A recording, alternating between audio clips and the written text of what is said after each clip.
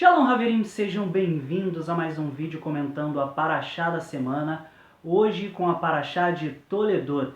Toledot que significa história, gerações, descendentes. A porção da Torá dessa semana narra a vida do patriarca Yitzhak, o herdeiro e sucessor de Avraham Avinu.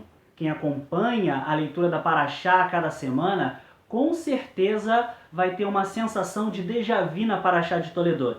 Isso porque Yitzhak parece repetir exatamente a mesma história de seu pai Avraham. Por exemplo, ela começa com os detalhes sobre o vazio que Yitzhak e Rivka sentiam por não terem filhos, pois Rivka, assim como Sará, também era estéril. E conta como depois de 20 anos de muita devoção e tefilá, o casal foi abençoado por Hashem e teve 2 filhos gêmeos. O filho mais velho se chamava Esav, e o mais novo se chamava Yaakov, mas eles são comumente conhecidos como Esaú e Jacó em português. A Parashá nos conta também que Yitzhak cavou poços como seu pai Avraham, e para nossa surpresa, não eram qualquer poços. Na verdade, Yitzhak está cavando de novo exatamente os mesmos poços d'água que Avraham já havia cavado há muito tempo, muito antes do nascimento de Yitzhak, pois eles haviam sido fechados pelos filisteus. E vocês lembram da história que envolvia Avraham, Sará e Avimelech, o rei dos filisteus? Então, acontece exatamente da mesma forma nessa Parashá, mas dessa vez com Yitzhak e Rivka. Durante um período de estiagem e fome que assolou a terra de Israel e que parecia obrigar o nosso patriarca a descer para a terra do Egito, assim como seu pai Avraham havia feito, ele acaba sendo orientado por Hashem a ficar na terra dos filisteus. E lá, Avimelech se encanta por Rivka e a leva para o seu harém. O fim da história a gente já conhece. Enfim, esses são alguns dos paralelos que a gente encontra entre Avraham e Yitzhak na Parashá de Toledot. E esses paralelos não são por acaso. Como disseram os nossos sábios, Ma'aseh Avot Siman Labanim.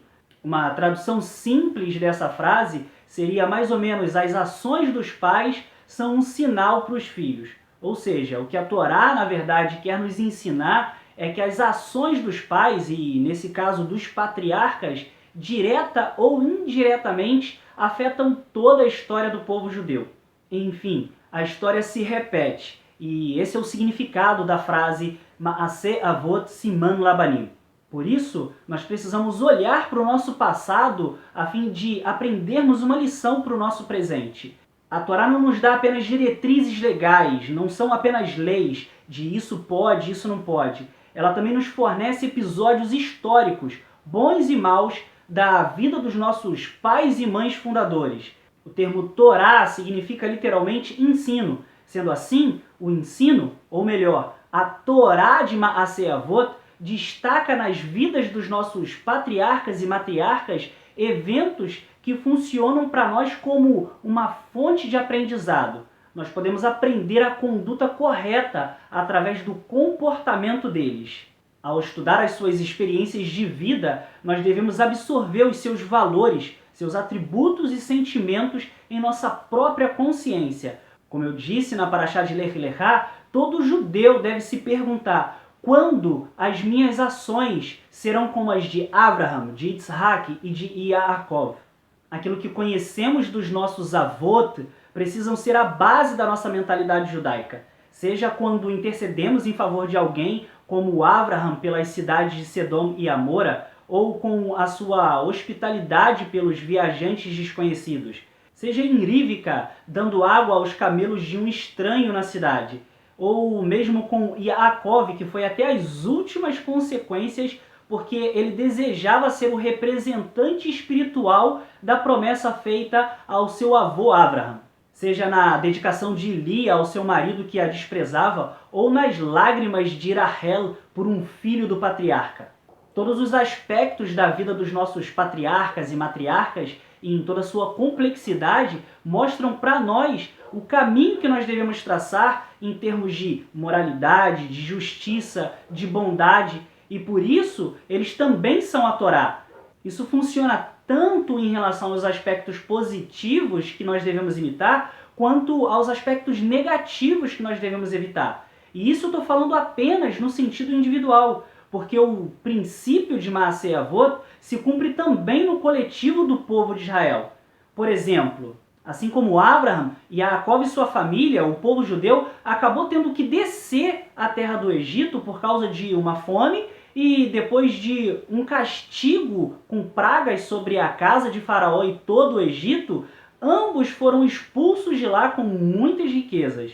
Portanto, os padrões do passado se repetem continuamente no futuro. Mas por que a história deveria se repetir? Por que os eventos dos nossos antepassados deveriam se repetir conosco em uma nova situação, com condições diferentes? Parece lógico. A explicação para isso, ou melhor, a ilustração que é dada frequentemente para esse fenômeno é de que o tempo não é linear. O tempo não é uma linha reta. Em vez disso, ele é como uma espiral. A cada ano ou período de tempo, nós voltamos ao mesmo ponto que atingimos no ano anterior, só que em um ponto mais alto da espiral. Essencialmente, não há nada de novo. Nós estamos viajando pela mesma rota, idêntica, seguimos o mesmo curso. Da mesma forma, a história segue um padrão de erro e reparação, de exílio e retorno. Esses são os sinais familiares da vida judaica. E por esse motivo, nós também podemos nos tranquilizar. Hoje nós estamos aqui, mas sabemos que esse não é o fim. Aparentemente, a espiral começou com os nossos patriarcas, mas terminará com a futura redenção.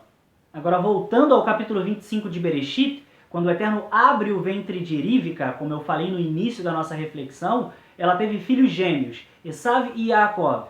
E o nascimento deles veio como uma mensagem profética, uma mensagem que mesmo milhares de anos depois ainda está se cumprindo. Essa mensagem é muito importante para nós.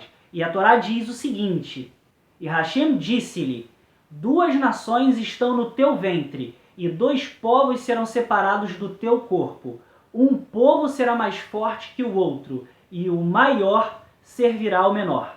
A última frase dessa profecia é a que mais chama a nossa atenção. O maior servirá ao menor. Em hebraico nós a dizemos assim: Verav ya'avod tzair. As traduções cristãs traduzem isso como o mais velho servirá ao mais jovem. E parece claro, o mais velho, ou seja, Esav, servirá ao mais jovem, nesse caso, Yaakov. Mas olha que interessante, em hebraico não são usadas as palavras para mais velho e mais jovem, e sim as palavras para maior e menor, Rav e Tseir. Agora pensem comigo, quem de fato foi o maior na história de Esav e Yaakov? Foi Yaakov que herdou a bênção de Abraham Avinu. Foi ele que se tornou uma nação mais poderosa e numerosa. Sem dúvida, ele era mais elevado espiritualmente que seu irmão Esav. Ou seja, está claro para nós nessa história que o maior sempre foi Yaakov e não Esav. Então o que pode significar a profecia? O maior servirá ao menor.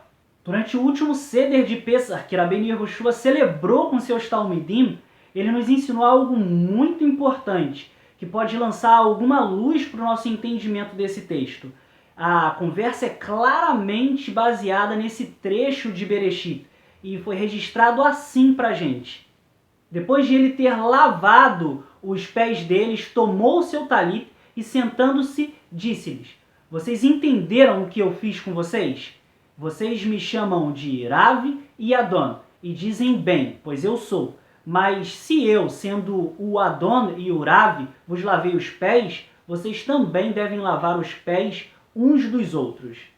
Aqui não tem nada a ver com lavar literalmente os pés uns dos outros. Ele fez isso para dar um exemplo. E nessa ocasião, ele disse o seguinte também: aquele que quiser ser o maior, ou seja, o Rav, seja aquele que serve. Em hebraico, a palavra Rav pode ser traduzida tanto como rabino, professor, ou como grande, aquele que é o maior. E segundo Rabbeinu Yehoshua, aquele que é o maior, o Rav, é aquele que serve. Ele disse: sigam o meu exemplo, eu como Rav estou servindo a vocês, estou lavando os vossos pés.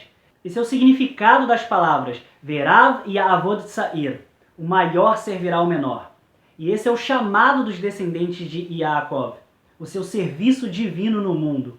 E esse serviço deve se estender até aquele que nós consideramos como insignificante, ou seja, seir.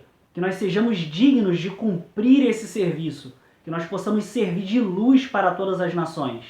Shabbat Shalom.